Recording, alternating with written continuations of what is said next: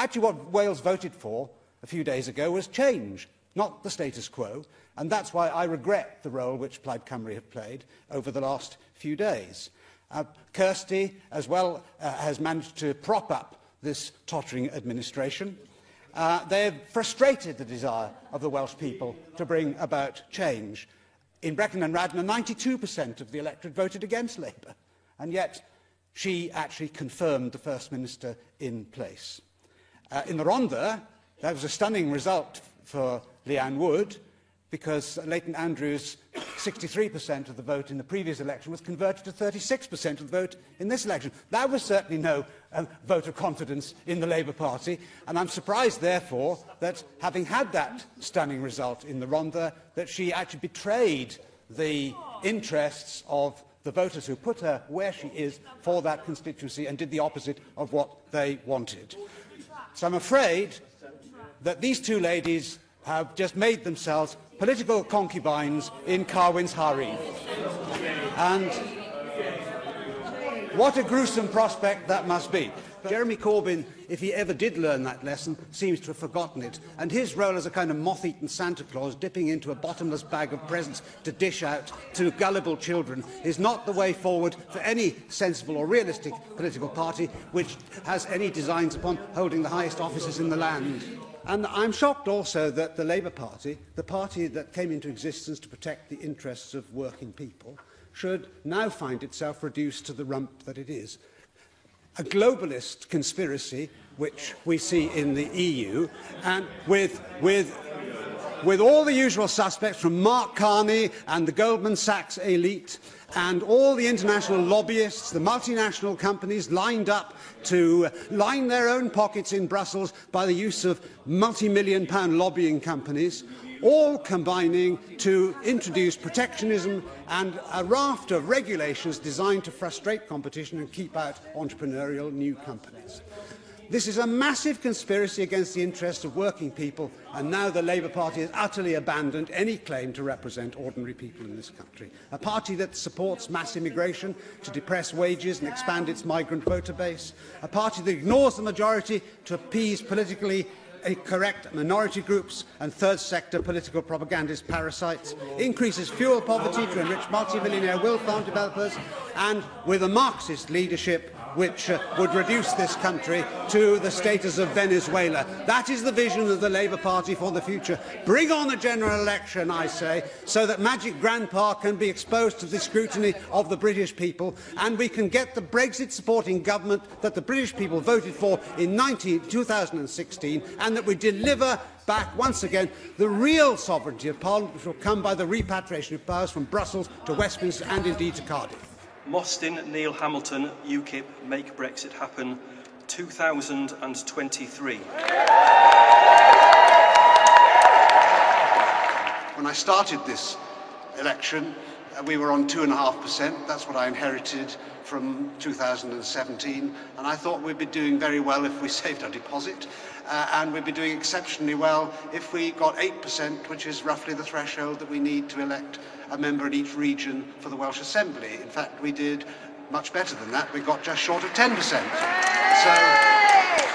So to quadruple or nearly quadruple our vote, I regard as a success in itself, even though we didn't win the election. The Conservative vote's down by 7 percentage points, and the UKIP vote is up by around 6 percentage points. Indeed, Neil Hamilton has managed to meet the target we set for him of around 7 or 8%. He's got about 8.6% of the vote. Now, the period of time which has been argued about today, in which Parliament would be prorogued, as it is said, means that we remove an opportunity for scrutiny. But we know that the truth of the matter is that all the scrutiny of all the arguments has been done on both sides many, many times. This has nothing to do with parliamentary scrutiny at all. It is, in fact, everything to do with the anti-democratic determination at all costs of the Remainers to defy the will of the people in the referendum. And the great problem that we now have, the great constitutional problem that we now have, is that we've got a Remain Parliament versus a Leave people. And this Assembly is even more of a Remain Parliament against a Leave people, because Wales, just as England, voted by 53% to leave. But in this place, the Remain majority is even greater than it is at Westminster.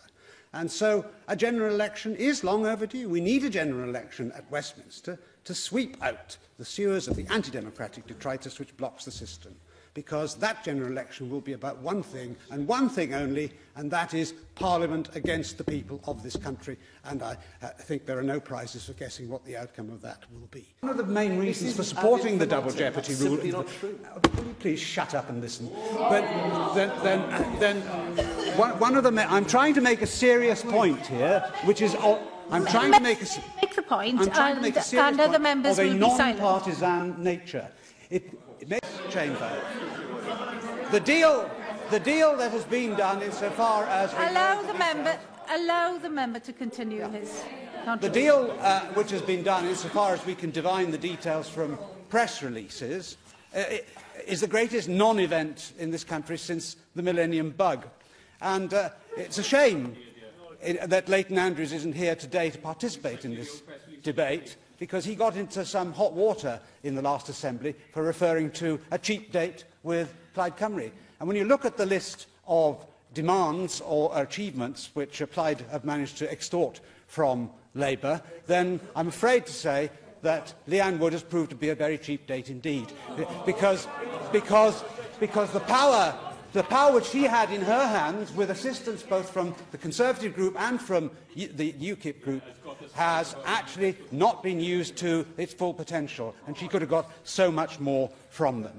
Plaid Cymru still calls itself a nationalist party, in spite of what Rhun ap Iorwerth has just said. In fact, they are a regionalist surrender party. Their idea of nationalism is to transfer more and more power away, not just from Cardiff, but even away from Westminster to Brussels, and hand it to a technocratic elite who we can't even name, let alone vote for and vote out if we don't like what they do. So they're the very opposite of a nationalist party, actually. They are merely regional separatists and an apology for a national party.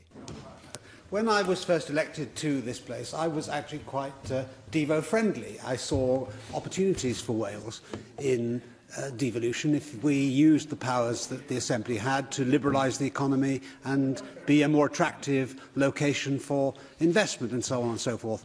But I'm afraid to say that 3 years' experience here has turned me to the other direction. I've seen how the one-party state works. When we started out, of course, we prevented, in coalition with Plaid Cymru and the Conservatives, the Welsh Government being reappointed, and that would have been a seismic shock to the system if we could have continued that. But there was, of course, let me finish my sentence first, but sadly, Plaid Cymru will always prop up a Labour government, and that means that we can never see anything other than a left-wing government as things are at the moment. So I can't see any reason why anybody who's even moderately right of centre could think that devolution could be a success.